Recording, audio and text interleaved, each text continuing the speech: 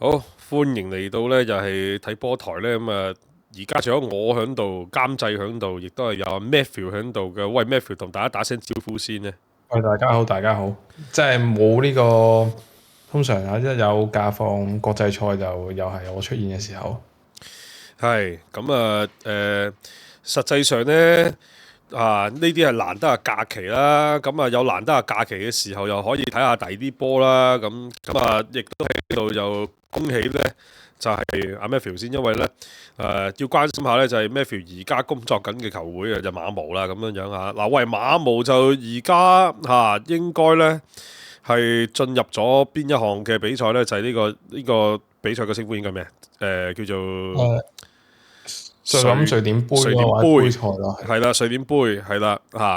咁啊就即將都去到決賽咁喎。係啊，係啊，係啊。其實就都唔容易嘅，因為而家性質係有啲熱身賽性質嘅杯賽啦，即係 pre-season 啦。咁所以預備嗰場比賽嘅時候，唔會因為星期六比賽而訓練嗰個強度減低咯。即係我哋練波，即係平時練波嗰個 intensity 係當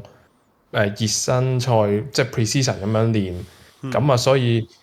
去到比賽，其實啲球員係會比較攰少少嘅，本身已經即係本身因為嗰個訓練量大過正常比賽，咁啊，即係叫做有少少半力或者叫做留力留住或者即係就住踢啦，咁啊，但係都過到關咁就最重要啦。而家就跟住就開聯賽啦，開完聯賽就可以踢差唔多一半左右啦，咁啊可以翻去香港就即係 break 一 break 先啦。係咁誒，翻嚟香港 break 一 break 大概係邊段時間啊？6月頭啦，有個好短嘅假期啦，即係通常係即係啲今年冇歐洲杯、南美杯啦，但係通常係嗰啲時間咯。係咁啊好啦到時又可能見到你上埋嚟係嘛即係係啊，做節目啊我新身。可以喺 studio 啦，跟住又可以可能翻嚟睇港隊咁樣咯。係正啊，係啊，咁啊，而且就我哋都兄弟都間唔時都會有機會喺香港以外嘅地方同你 meet up 啊，例如先嗰輪阿 Benson 嚟到瑞典探你喎。哦，係啊，Benson，其實佢咧就係、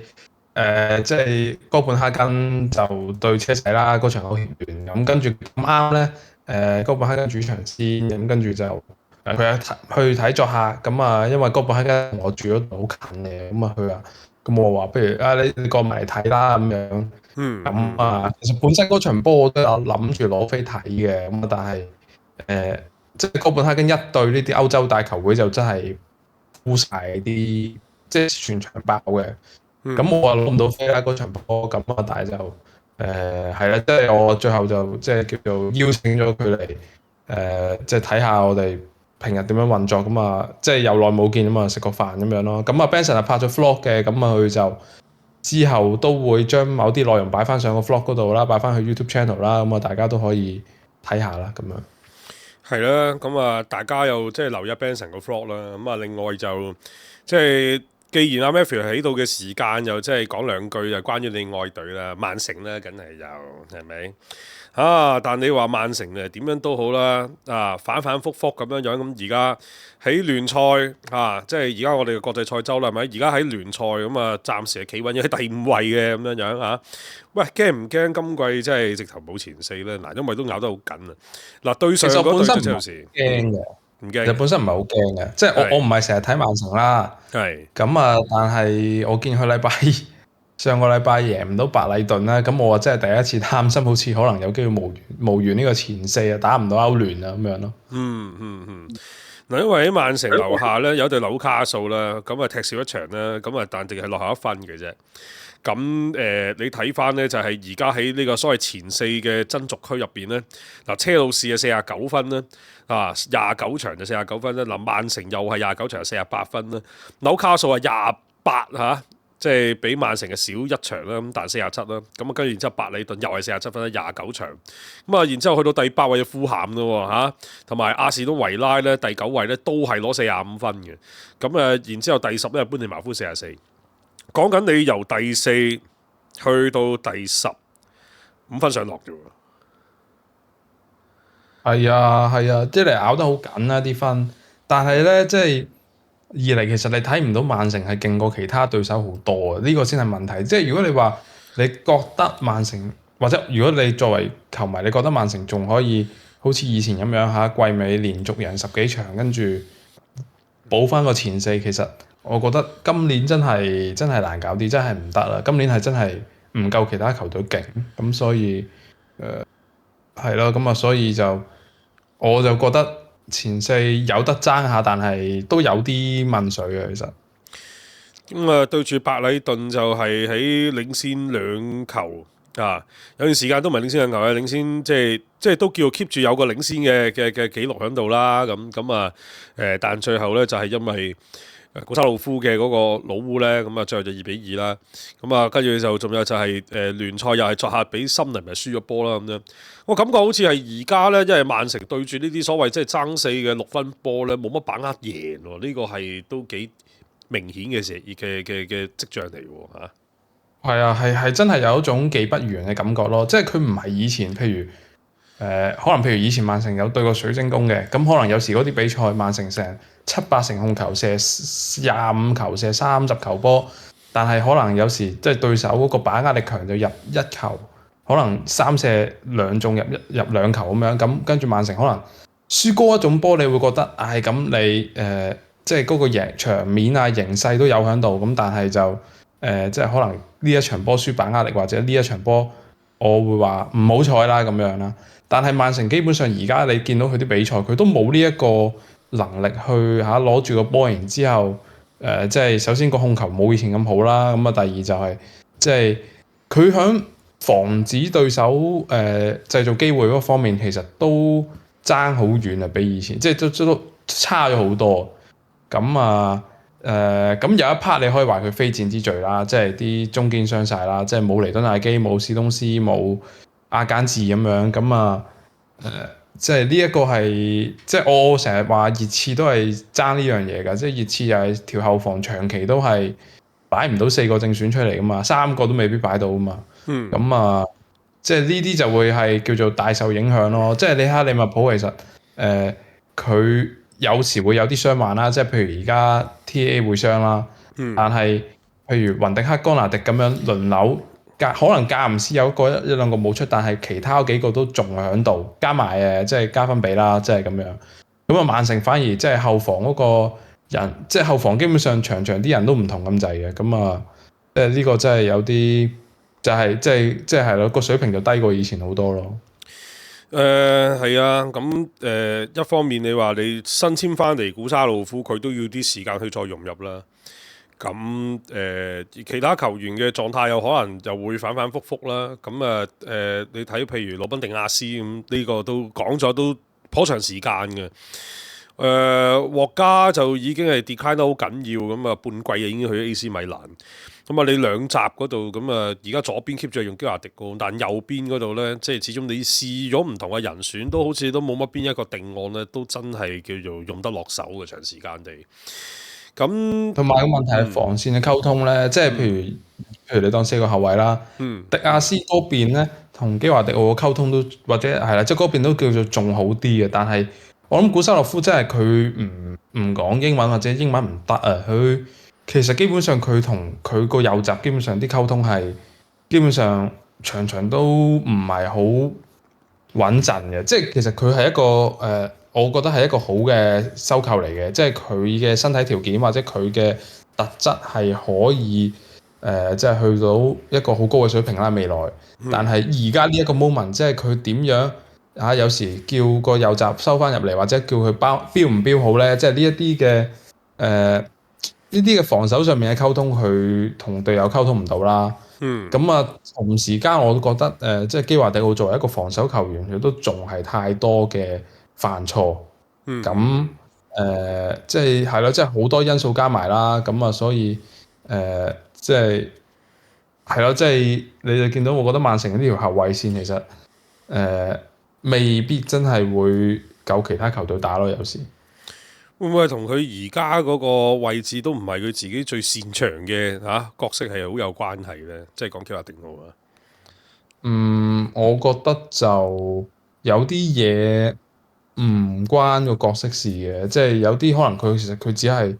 交失波咁啊。但係我覺得佢打左閘係好少少嘅，其實佢唔啱，即係佢唔好打中堅係好啲嘅，即係佢反而佢出擊能力、佢個入球能力都有噶嘛。咁如果你擺佢左閘，你反而可以比較發揮到佢進攻方面嘅特質。但起碼啦，即係曼城即係叫做有啲位叫止到血啦，唔係防守喎，係進攻喎。因為馬莫殊一嚟到都真係叫即插即用啊！呢個我就覺得真係物超所值，即係我覺得佢係一個好好嘅收購嚟嘅，即係而家可能唔係好覺啦，但係佢係一個佢喺法蘭克福踢嘅時候，我就會覺得佢已經係好好啦。咁啊，但係我就未諗過佢話冬天就係曼城嘅。咁我覺得佢係可以係未來嘅一個曼城嘅重心球員啦。咁係啦，但係中場嗰度仲係爭少少咯。中場仲係爭少少咁啊，因為即係始終大家當然真係好掛住有 Rodri 啦嚇，咁但係無論你中場啲人腳點樣夾到好，都仲係翻唔到去原先嘅嗰個效果裏邊。不過我諗曼城其實經過1月咧不斷咁去補充一堆人之後咧，接下來嘅時間咧呢個夏天，仲會唔會有好大嘅動作呢？咁呢個就即係值得再睇落去啊！你自己覺得呢？係嘛？個 Scott 嗰度係咪仲需要再加啲嘢落去呢？應該會，因為可能有啲球員都會走咁。我諗一嚟人數上佢哋要多啲球員啦，二嚟我諗佢哋都即係會買多3-4個球員最少。即係譬如我舉個例子啦，艾達臣就一路傳會走嘅。咁跟到揀都唔知留唔留啦。迪布尼又有傳言會走啦。咁跟住基亞利殊個位都未企穩啦。咁跟住譬如話高華石其實都有傳聞會走嘅。咁所以即係譬如呢啲嘅叫做問號啦。喺而家呢個情況之下，你未知道嘅，但係可能去到夏天，你睇下佢有幾多個人走，咁可能買翻幾多個人翻嚟咁樣咯。係啦。咁講起曼城，哥迪奧拿就如無意外，下季都仲會繼續喺度，承擔翻呢就係球隊重建嘅嗰個工作嚇。一個教頭啦，即係尤其是好似哥迪奧拿呢一種係享受 long term success 嘅教頭啦，去到佢而家呢個時候呢，終於面對呢個球隊嘅重整期，但係佢仍然係願意繼續留喺球隊入邊去重新建設呢隊波嘅。咁另一個歐洲嘅名牌教頭，佢嘅名叫斯蒙尼，亦都係今集我哋嘅主角。今次我哋主角，即係佢又係同阿哥迪奧拿一樣，喺球隊又係享受咗長期嘅成功。咁而家呢，佢繼續帶緊球隊，但中間呢，經過咗一段嘅時間呢，係點樣去改造球隊啊？咁嗰啲佢亦都花咗好多功夫嘅。當然啦，今季都曾經有段時間睇到阿馬體會都幾令人係眼前一亮嘅，只係可惜嘅一樣嘢咧，就係話佢喺一個禮拜入邊咧，又係好似利物浦咁，就唔見咗2個錦標，一個就西甲啦，另一個咧就係歐聯嘅，就係歐聯咧，首先係俾皇馬淘汰出局。我真係好戥馬體會唔抵嘅，我仍然都係好堅持咧，將阿華利斯嗰一球係可以唔使判 double touch 嘅。咁跟住翻到聯賽啦，對巴塞其實踢得 OK 嘅，尤其是個上半場。但係去到下半場嘅時候就俾巴塞反撲，咁最後輸4-2。但我睇呢場比賽呢，我就好仔細去睇個上半場呢，好有一種翻到去10幾年前13-14嗰季，我覺得係斯蒙尼教嘅馬體會嘅一個所謂嘅全盛時期嘅感覺嘅。尤其是係喺嗰啲防守嘅嗰啲球員嘅換位企位嗰度啊，咁樣係好接近嗰一年嗰一季嘅，其實係但最後都功虧一簣啦。如無意外，基沙文過埋呢個暑假又會離開馬體會啦。咁點睇呢隊波呢？嚇 Matthew？ 我覺得高生嘅評論都幾準確，因為呢，其實有一段時間馬體會轉咗3後衞嘅，或者叫5-3-2啦，但係其實或者應該咁講，季初嘅馬體會咧，其實佢都仲係喺唔同嘅陣式之間叱咤咁轉嘅，即係佢有打過有打過5-4-1啦，有打過3-4-3啦，咁又有打過4-3-3啦。咁啊頭10場8場就係咁轉啦，但係我諗去到之後嘅階段咧，其實就真係近呢20場左右，基本上每一場波都係打好穩定嘅4-4-2嘅。咁啊，如果你諗翻當年嘅馬體會啊，即係攞冠軍嗰一年嘅馬體會咧，13年、14年嗰年啦，其實都係打4-4-2嘅。如果冇記錯嘅話，咁當年嘅前鋒就係大衛韋拿同埋迪亞高哥斯達啊嘛。咁啊，而家咧就係即係我覺得斯蒙尼直情係揾到個正選11人添啊！即係佢有艾華利斯同埋基沙文啦。咁跟住就通常個左翼咧就係應該係連奴，如果冇記錯嘅話。咁啊，中場就大多數而家都係巴里奧斯搭住迪保羅。咁啊，跟住右翼就擺佢個仔啦，斯蒙尼啦。咁跟住左閘就而家通常係加蘭打多嘅，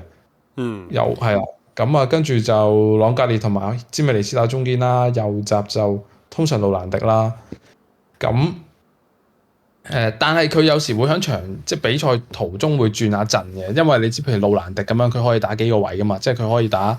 中場啊嘛，咁有時換人可能佢就即係換摩連拿入嚟，咁啊將路蘭迪推落去打中場，咁啊可能打一個3中場咁樣啦。咁啊，即係你見到其實馬體會，我覺得即係斯蒙尼響馬體會咁耐，其實佢嘅烙印已經係印咗喺啲球員同埋球隊嘅打法嗰度，咁所以基本上今年有呢個好成績係有少少意外嘅，即係係啦咁樣，但係佢都叫做將呢隊波個水平其實係拉到去好近皇馬巴塞咁樣，咁又一次。即係叫做好接近聯賽冠軍啦，咁樣咯。咁我覺得就係幾犀利嘅，即係佢教咗馬體會都差唔多15年啦就嚟。咁啊，即係仲有能力去或者叫做仲有呢個心力去 push 到隊波，就真係即係幾令人眼前一亮嘅。係啊，咁點講咧？有啲可惜嘅地方係嗰場加時都幾累時，即係最後鬥到要射12碼。我覺得如果冇嗰場比賽嘅體能消耗呢，馬體會係有能力同巴塞係留到最後，而未必咁有呢個機會係發生巴塞嘅反勝添嘅。個消耗係大嘅，對皇馬嗰場係。咁同埋係嘅，但係對皇馬嗰場就冇得唔搏盡，因為你知道嗰場其實都有機會贏到嘛，應該咁講。係啊，咁頭先阿 Matthew 提到就話其實馬體會應該揾到個 best 11啦，但呢隊 best 11嘅馬體會仲有其他啲所謂嘅 the 12 or the 30 man 咁樣嘅，有呢啲咁嘅角色嘅，例如邊啲咧？哥拿加拉加啦，非常之啱啊！斯蒙尼使咁啊，亦都經常係擺佢出嚟，即係去作為一個嘅球隊去改變嗰個體系啊嘅一個咧，就係棋子啦。咁啊，另外就蘇洛夫啦，一個我哋認為係好粗嘅一個前鋒啦，但斯蒙尼用得佢好好嘅咁即係當然你要仔細再抄嘅話，其實佢陣中仲有好多好多，即係一啲我哋認為喺個戰術上面亦都好適合阿斯蒙尼去用嘅球員啦。即係例如 ACP 啦，咁又或者係康怡花園啦。康怡花園個作冇咁大啦，當然有咁或者係洛迪高列基美啦詹美利斯啦詹美利斯都已經都未必係話一定係正選嚟㗎啦。咁甚至乎好似睇賽後評論斯蒙尼係有講過話，其實佢係想早啲上呢個詹美利斯添嘅，即係因着即係去到後邊驚巴塞反撲咁嗰樣嘢。咁但你話場波係咪即係斯蒙尼自己失算呢？我覺得又唔係。即係巴塞都要有能力去同你去到困到最嬲尾咁，先至能夠搏到一啲機會發生到。咁但呢場比賽我就咁睇馬體會就咁睇上半場，我頭先話好似13-14嘅原因係因為咧進攻球員點樣落翻後半格啊，或者甚至乎一格去保護個外線呢一樣嘢係好有1314嘅影子嘅，即係例如你睇左中邊左邊啊連奴啦啊。咁當巴塞喺左邊運個波嘅時候咧，你會見到咧就係唔係連奴啊，我想講嘅係邊個咧？即係巴塞喺左邊運個波埋嚟嘅時間係講緊斯蒙尼之啱。斯蒙尼其實咧就佢嘅嗰個角色有陣時係會收到去似右閘嘅一個角色嘅跟住基沙文咧即係又會係拉翻落去個右邊中場嗰度咁樣嘅因為斯蒙尼佢個戰術嘅最大嘅嗰個特色係咩咧？就係話佢喺嗰個邊路嗰度嘅橫移咧，嗰下好快嘅。當對手個波擺去左邊，佢哋就會好快就會落翻晒喺右路嗰度去封你巴塞嘅嗰個咧，就左邊嘅嗰個來勢。咁啊，如果調翻轉嘅話，就褪翻去另一邊，係拍得好快嘅。咁而家睇緊嘅馬體會咧，好似又翻到嗰陣時嗰種咁樣嘅感覺啦，Matthew。係咯，即係兩睇啦，真係有時有啲嘢又未必係點講咧，未必係佢控制得到。即係我唔講呢一場西甲啦，我之前睇過馬體會對巴塞嗰場國王杯，即係4-4嗰場啦。咁啊，馬體會頭10分鐘係即係靠啲反擊係做到好多攻勢，但係基本上巴塞嗰種打法咧，佢成隊波拱上嚟，然之後即係馬體會就會即係叫做被逼要將成隊擺晒入自己禁區或者禁區出邊。咁即係有時呢樣嘢係你都可以話調翻轉講，巴塞真係太即係當巴塞叫做拱上嚟嗰下太勁嘅時候，其實你都冇其他選擇，你都只能夠即係守住先咁樣。咁所以即係我覺得斯蒙尼即係作為呢個馬體會教練，就係喺呢啲位度應對得幾好咯。即係佢對球隊其實基本上你可以話要佢守嘅話，其實佢係即係你大家都知㗎啦，即係守得好好啊嘛。咁啊，所以即係咁多年嚟馬體會不變嘅嘢就係呢樣咯。係啊，底蘊嚟嘅。即係仲要係你要令到班球員可以咁自如咁樣去執行成套戰術成個換位咁啊，同埋維持嗰種嘅即係對個比賽嘅嗰種對個比賽嘅強度又或者係集中力等等咧。咁呢啲都係好睇斯蒙尼點樣去掌控個更衣室嘅。因為你要做到咁樣咧，球員同球員之間個關係要好團結啦。咁分工又要好清晰啦。咁仲要係球員要能夠圓滿咁執行到斯蒙尼嘅指令啦。咁背後要佢哋透支好多嘢。咁呢啲都係你問我嘅話，我會話能夠建立到呢一切都係圍繞住斯蒙尼。即係呢個係你頭先講話呢隊波係深深打咗斯蒙尼落印啊嘛。如果冇斯蒙尼去一手一腳咁樣踩晒所有嘢嘅話，係見唔翻今時今日嘅呢隊馬體會嘅。係啊，冇錯，即係馬體會喺斯蒙尼嚟之前係冇呢一種嘅叫做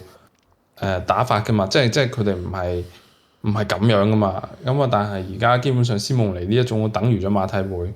咁當然啦，中間即係大家都可能有曾經質疑過話，係咪佢唔得咧？即係中間有幾年係你覺得馬體會冇咁好噶嘛。但係你都叫做而家都證明到其實係。即係佢哋仲有呢個能力去同皇馬巴塞繼續競爭啦。當然啦，我覺得馬體會其實夏天就可能會有啲變動嘅。即係基沙文又大咗1年啦。即係我諗佢過多1-2-3年左右都可能要好似摩迪喺皇馬咁樣淡出少少噶啦。即係基沙文之後到底係要揾一個咩球員去擔呢個大旗咧？真係。我覺得馬體會仲需要揾下嘅，好難揾啊！呢個人選，當然馬體會有呢個眼光揾祖利安華利斯翻嚟，已經係比其他球隊賺咗勁多。只係好可惜嘅就係基沙文同祖利安華利斯一齊去踢嘅呢個 combination 最多係維持一季嘅，即係呢一個係我諗係最令到大家遺憾嘅嘢咯。但係佢哋兩個個組合嘅嗰個火花係非常非常之強嘅。點睇呢季嘅祖奧利安艾華利斯啊？掛唔掛住佢啊？嚇 OK 啦，我又唔係好意外佢打得咁好，因為始終其實佢唔係喺曼城冇發揮嘛，而係喺曼城未必成日打到佢想打嘅位置啦，即係有夏蘭特。咁啊，所以就唔係成日有得踢。咁啊，但係佢係佢基本上一個好全面嘅前鋒啦，好多嘢都有啦。咁啊，係咯，即係好 typical 嘅馬體會神鋒嗰種嘅類型咯。咁樣。係，即係同以往你話馬體會揾翻嚟嘅神鋒去比，即係什麼阿古路啊、DC 啊，係嘛？去比較呢，咁啊，莊華利斯都好有級數嘅。咁，但係我諗馬體會就呢一個組合呢，即係基沙文搭莊華利斯呢。你話佢係唔係即係一個單純嘅單前鋒定係雙前鋒嘅組合呢？我覺得又唔完全係嘅。基沙文同咗華利斯咧，喺嗰個無論係個 即係嗰個所謂嘅夠唔夠 versatile 啦即係因為佢哋兩個都係可以出現喺唔同嘅位置上面啦。咁而且就技術啊、意識啊咁各方面亦都唔需要去懷疑啦。咁所以先至可以係形成到一個咁出色嘅進攻組合。咁但係如果你話去到後邊你要有啲 game changer 嘅話，咁你需要有啲身體對抗嘅球員嘅話，咁你又可以揾蘇洛夫啦。咁馬體會去揾到一個咁成功嘅係進攻組合，亦都係奠定咗佢呢一季嘅基礎咯係啊，艾華利斯嘅話，我覺得佢就未去到阿古路哥斯達嗰一種嘅，但係佢射門嗰個能力真係好強，即係佢有時有啲波好射波嗰下好南美風格咯，即係一下就抽埋嚟。即係而家啲歐洲啲前鋒有時冇咁係啦，冇艾華利斯咁全面啦，我只可以講。但係艾華利斯佢有時啲可能譬如推進啊、盤帶都仲可以進步下嘅。咁但係我覺得反而有啲有趣就係艾華利斯個定位咧，其實而家馬體會有啲似阿根廷國家隊嘅，因為佢阿根廷國家隊其實就係達美斯啦。其實佢即係呢一個定位，其實就係譬如美斯，譬如防守有時跑動唔夠嘅，或者走身後冇咁多嘅時候，其實就係阿華利斯幫佢做埋呢啲嘢嘅。而家基沙文即係同樣啦，即係叫做年紀偏大啦，可能有時手少一兩下，嗰啲情況嘅時候，其實就係阿華利斯幫手叫做埋佢嗰份咯。即係佢呢個防守嘅 output 其實都算難得嘅，即係喺佢呢個 level 嘅前鋒上面。所以我覺得佢一個迪保羅，即係對於馬體會嚟講真係絕配。係啊，形成到一個好強好強韌嘅一個咧係脊骨啊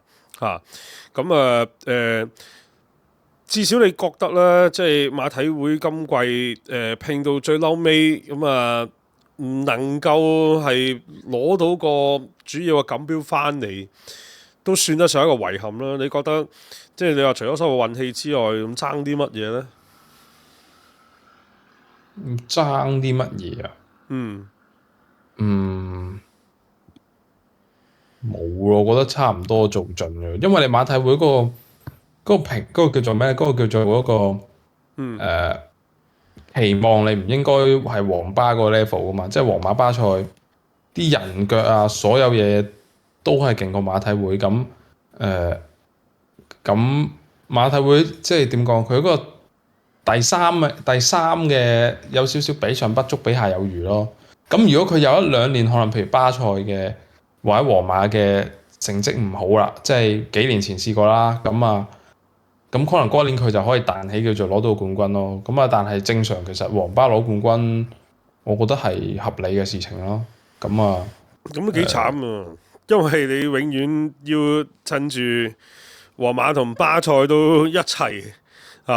出問題嘅時候，咁你先至可以即係借呢個機會係可以攞到錦標。但當然都睇得到就係話馬體會身處嘅嗰個環境都好唔容易啦。即係只能夠講係可惜嘅一件事咯，就係因為我覺得如果以個陣容嘅內涵嚟到睇嘅話，其實都已經係去到好盡嘅啦。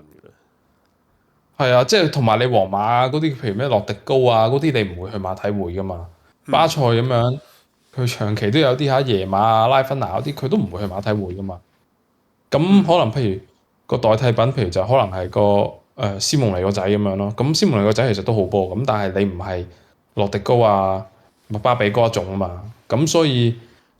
係咯，咁即係等於其實我而家將即係嗰個即係嗰個情況個格局，唔好話一個冠軍咁遠啦。我就係講一場比賽啦。馬體會要咩情況先贏到巴塞咧？咪就係其實可能係一場比賽入邊，巴塞好多失誤或者打得冇咁好，而馬體會係基本上搏盡嘅，咁可能嗰啲比賽馬體會贏到巴塞咯。咁但係如果巴塞嘅球員喺自己 top fit，然之後係最好嘅狀態之下，基本上馬體會係難嘅，要贏巴塞嘅話，即係嗰個差距係有喺度咯。我覺得係，我覺得係咁樣咯。咁即係咯。同巴塞同皇馬比，唔講皇馬，淨係講巴塞一翻到聯賽，你覺得同巴塞比爭啲乜嘢呢？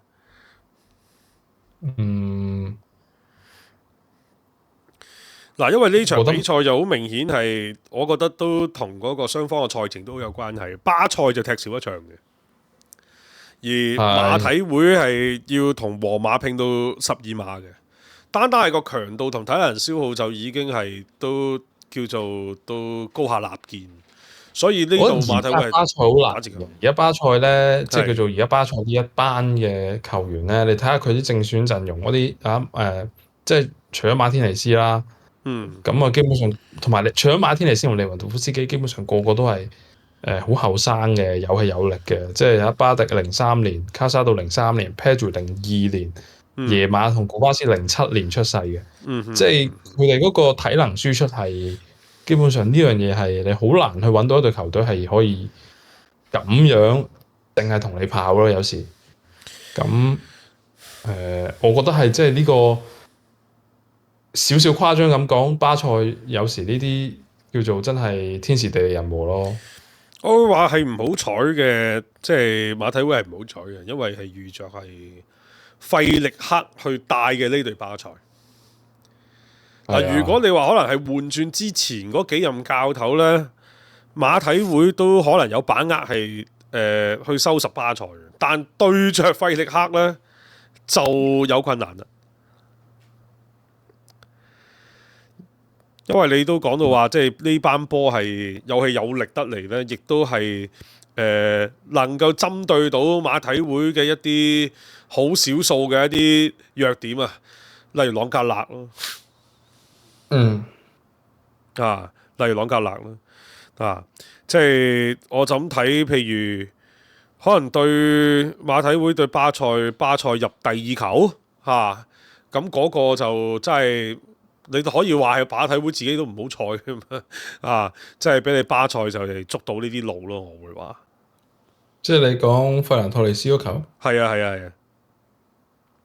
即係傳中嗰球？係啊。哦，咁都係嘅，你可以講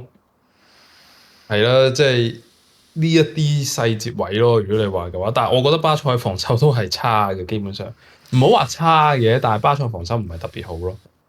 佢只係巴塞，我可以話其實佢嗰個防守其實只係建基於佢打呢個好高嘅防線，去減少一啲驚險嘅鏡頭。但係有時係咯，即係有時人總係會犯錯嘅。即係防守嚟計，我就覺得巴塞唔算特別優勝，但係進攻個質素真係巴塞贏晒，真係。佢前面嘅壓力太強啊！係啊，即係佢巴塞一推高條防線，其實你都唔係好打得翻出嚟。即係呢一個係巴塞嘅優勢咯。同埋巴塞係要咁多年青球員先至可以打到呢一種打法咯。係啊，所以就話咯，其實你馬體會遇着嘅呢隊巴塞就係天時地利人和都起晒喺巴塞呢一邊，你打唔贏，亦都唔應該要怪你咯。非戰之罪咯，有少少。同埋巴塞，我都係嗰句啦，巴塞勁啲係正常嘅咁樣。咁啊，同埋係咯，咁樣咯。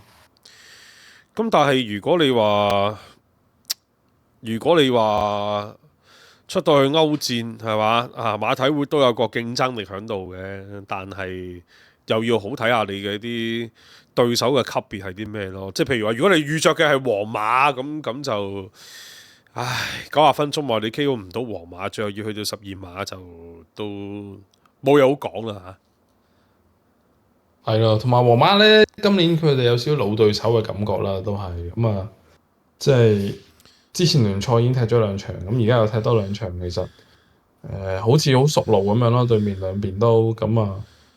即係我成日覺得歐聯咧啲對碰唔係唔好睇嘅，但係咧佢一去到對翻國內嗰啲球隊咧就冇乜驚喜啊，即係譬如拜仁對利華古遜啦，即係利華古遜，你以為佢會有少少作為，但係其實係咯，即係不堪一擊啦，叫做咁啊。跟住有時譬如法國咧，今年咪有隊波叫 Brest 嘅，咁啊係布里斯特。喺歐聯啦。咁佢喺歐聯其實成績係唔錯嘅，但係佢對住 PSG 都係冇得打嘅。咁啊，係啦，即係我自己覺得就有少少呢個陰，唔係可能叫陰影，或者有少少呢個心理上嘅關係。即係如果利華古遜唔係對拜仁，其實佢可能對其他，可能佢嗰個勝算會高少少。但係你對翻我自己覺得啦，即係如果你對翻國內嘅球隊，而嗰隊球隊係班霸嘅話，我覺得心理上面啲球員係有少少，即係會覺得壓力大少少嘅有時。咁樣咯，呢個係我感覺啦。但係馬體會就係咯，即係馬體會又咁翻對翻皇馬。即係其實都好多時馬體會對皇馬呢個組合咧係即係打和啊1-1啊咁樣嘅，即係馬體會係通常都可能入到波，但係佢又未必真係贏到皇馬咁樣咯。係嘅，係嘅，係啦。咁所以就最後你會發現可能兜咗咁大個圈啊，即係只能夠只能夠遺憾又係馬體會嘅生於西甲。係咪啊？即係因為你話馬體會，如果你將皇馬同巴塞嘅球員擺喺斯蒙尼嗰度，佢哋唔可能變成斯蒙尼想要 develop 嘅球員。咁馬體會攞住嘅呢一批球員嘅能力，當然都唔係話唔強啦，都好強啦，我覺得嚇。咁但係你要能夠即係講上皇馬同巴塞嘅嗰個 level OK 嘅，但係你話你要完全超越佢哋嘅話咧？仲要係講緊咁長時間咧，好困難。能夠變成為係巴塞、皇馬以外嘅快樂第三人，已經唔係一件容易嘅事嚟嘅。即係仲要係咁長時間。我記得阿 Nick 咧喺度講話，其實有啲歐洲嘅球隊長時間都喺歐聯嘅淘汰賽入邊，成日都見到佢哋。我感覺咧，即係覺得佢哋好似都仲係俾人 underrate 得好緊要嘅。我咁講緊嘅就都係馬體會啦。係啊，我覺得佢哋個穩定性係喺度咯，即係可能有1-2年會爭少少入唔到前四，或者可能即係第5、第4名嗰個要爭下，但係基本上馬體會佢有一個好強大穩定性，即係佢即係頭先嗰句啦，即係如果皇馬巴塞有一年打得冇咁好，佢可以彈到上嚟啦。咁啊，但係就算佢皇馬巴塞打得好，其實馬體會穩定地攞個前四，其實都做到嘅，我覺得。同埋都係嗰句啦，即係馬體會買啲人未必有皇馬巴塞咁 sharp 噶嘛。即係皇馬要買中場，佢就走去買祖亞文嚟買呢個卡馬雲加。咁你馬體會要買中場，其實佢哋可能譬如佢哋係要去車路士揾岡尼加拉加嘅。咁岡尼加拉加係好嘅球員，咁但係係咪可以去到卡馬雲加同埋祖亞文嚟咁樣，即係就接近世界最好嘅水平咧？咁我覺得又唔係嘅。咁有時呢啲細節嘅位就係爭少少，就係呢啲咯。係啊，咁但係如果我係馬體會 fans，我睇到球隊可以去到呢個地位，我已經好滿意。因為你好難喺皇馬同巴塞長期壟斷嘅情況之下，你能夠睇住一間球會中間當然都經歷過一啲即係所謂嘅下滑嘅階段啦，但係能夠係秉持翻斯蒙尼嘅嗰套 philosophy，係長期成為呢個第三勢力，講緊都超過10年啦，係一件好難嘅事嚟嘅。咁中間都經歷過一啲 decline 啦，尤其是我諗早3、4季嗰陣時，大家都喺度諗緊，喂，斯蒙尼喺馬體會其實係咪都已經都拼到都差唔多呢？係咪都畫晒牙呢？咁去到後來佢就決定都嚟一啲嘅變化，即係包括就係話點樣改咗一啲嘅翼位又或者係轉打3後衞好多嘢都試過但係又好似經歷咗咁多嘅改變之後呢，又俾佢改下咧，改到又好似翻到去佢哋原先嘅嗰個模樣咁樣嘅，即係講馬體會咁呢樣嘢都唔係咁簡單咯。係咯，即係馬體會有少少呢一種係咯，即係唯一不變就係出好前鋒咯。係啊。咁係咯，即係睇下佢夏天點執啦。即係我覺得就要即係咯，即係頭先咁講話基沙文個即係替代即係咩咧？我覺得呢個人本來咧應該係祖奧菲力斯嘅，咁但係而家都睇到其實祖奧菲力斯麻麻地啦，叫做即係做唔到呢個核心角色啦，仲係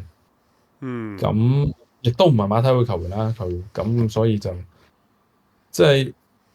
我諗馬體會過往一路嘅成功都係佢哋有啲真係有幾個核心球員係好勁嘅，即係由最早嘅可能譬如法卡奧扎阿古路咁跟住去迪亞高哥斯達，咁跟住基沙文即係叫做踢咗好耐啦。咁到而家啦，即係基沙文之後嗰個係邊個咧？咁我覺得阿華利斯佢唔係呢一種。即係可以做進攻核心嘅球員嚟嘅，即係佢係一個前鋒咯，但係佢唔係一個有創造力嘅10號中場咯。我唔知你記唔記得我講呢個意思，即係佢係前鋒咯，但係佢唔會好似美斯或者基沙文呢一種可以，或者尼馬呢一種墮下一格打，然之後可以做晒其他嘢，佢唔係咯。我會話佢唔係嗰種一個人孭晒所有嘢，即係但係即係佢可以入好多波，但係。你點樣去梳你個進攻？你點樣去銜接你嘅隊友？你點樣去製造一啲機會？咁阿華利斯唔係呢一種球員咯。咁所以馬體會，我覺得佢可能真係要俾真金白銀去買翻一個好勁嘅球員。咁但係係咯，就睇下佢哋揾到咩人翻嚟。先唔講個可能性啊！如果你講喺現成嘅歐洲球壇入邊去揾一個。可以喺個球路上面同祖朗亞華利斯搭嘅球員，雖然我覺得其實祖朗亞華利斯好夾嘅，其實都咁，你覺得有邊啲進攻球員理論上同佢係最能夠有 chemistry 嘅咧？有，但係我諗到啲基本上都係唔可能嘅咯，即係例如咧，比寧咸咯，即係比寧咸係可以喺任何球隊度生存咁即係佢呢一種嘅球員咯。即係馬木樹咧，馬木樹都得，但係馬木樹都唔係嗰種進攻中場嘅球員嚟啊嘛。OK，咁睇嚟就下一步呢個夏天揾呢個後基沙文時代嘅球員咧，就變成咗大家最關心嘅位啦。即係但呢件事絕唔容易嘅事嚟㗎即係因為你我都係祖奧菲力斯咯，我會話邊個啊？但係可能我咁講，你覺得我好多年冇睇波，但係祖奧菲力斯係有呢個條件做到呢樣嘢，但係佢都仲係未踢好，即係仲有啲嘢做得唔好嘅。咁你見到而家 AC 米蘭都可能唔想買斷佢啦。咁一個祖奧菲力斯，一個 Jadon Sancho。兩個都有一定嘅能力同 potential，但係最後都係踢唔起。祖奧菲力斯係比呢個 Jadon Sancho 又更甚，就係、阿 Benson 有樣嘢講得好重，你剪佢啲 highlight 係剪到好多嘢睇，但係堆積出嚟佢就唔能夠變成為係一個真係一個 proven 嘅一個好 top player，而且佢係季初啱啱嚟到嘅時候，總會有兩三個俾你睇到係好好嘅，但之後就無以為繼。都我諗佢自己嘅問題比較多啊，我覺得嚇。但係咧，祖奧菲力斯呢個球員出現咗球壇咁多年咧，佢都仲有個優勢。其實佢而家咧，如果冇記錯，應該係26歲嘅啫。嗯25歲添，冇26歲，即係佢11月生日啦。其實係好後生，即係我只會話，即係足球員，即係我而家即係又講遠少少就係，即係其實好多人嗰個心目中嘅定位就係18歲、16、17歲嶄露頭角，然之後可能21、23歲就即係已經擔大旗，即係有啲似比寧咸嗰一種啦，麥巴比嗰一種啦。但係其實更加多嘅足球員，其實佢哋唔係 FM FIFA 咁樣，即係好後生就一帆風順嘅。即係你諗下，我成日都話雲迪克喺21歲嘅時候，佢都唔係歐洲最好嘅中堅嚟嘅。但係雲迪克28、9歲、30歲嘅時候，佢係歐洲或者全世界最好嘅中堅咯。跟住最近我覺得有另一個例子嘅，就係譬如而家大家口碑好好講巴黎嗰個中場域天拿啦。但係如果你記得4年前嘅域天拿或者3、4年前嘅域天拿喺英超係踢唔到嘅，佢狼隊都打唔到正選嘅，而係狼隊唔肯向波圖買斷佢嘅。咁但係佢4年之後，即係而家巴黎其實就係即係叫做大家都讚佢話法國或者甚至世界最好嘅其中一個中場之一啦。咁有時球員嘅職業生涯就係咁樣啦，即係可能大家都見到佢有啲天分，但係佢唔一定喺21、23歲嘅時候就會去到佢嘅頂峰啦。咁祖奧菲力斯其實而家25歲，你話佢28、9歲、30歲先去到佢嘅頂峰，其實都唔遲嘅。如果佢 keep 住嘅話，咁即係有時係呢一種咯。即係譬如我舉咗另外一個例子啦，就賓斯馬咁樣。賓斯馬以前有 C 朗喺皇馬嘅時候，其實佢都已經係一個好嘅球員啦。但係佢真係贏，即係叫做孭起隊波嘅時候，其實賓斯馬係32、33歲先至係去到佢最高峰嘅時候啦。咁所以有時我覺得可以俾多少少耐性啲球員咯。係啊，咁我諗有啲球員可能天生嘅性格比較持續啲可能真係持續啲，咁所以就要啲時間去等待啦。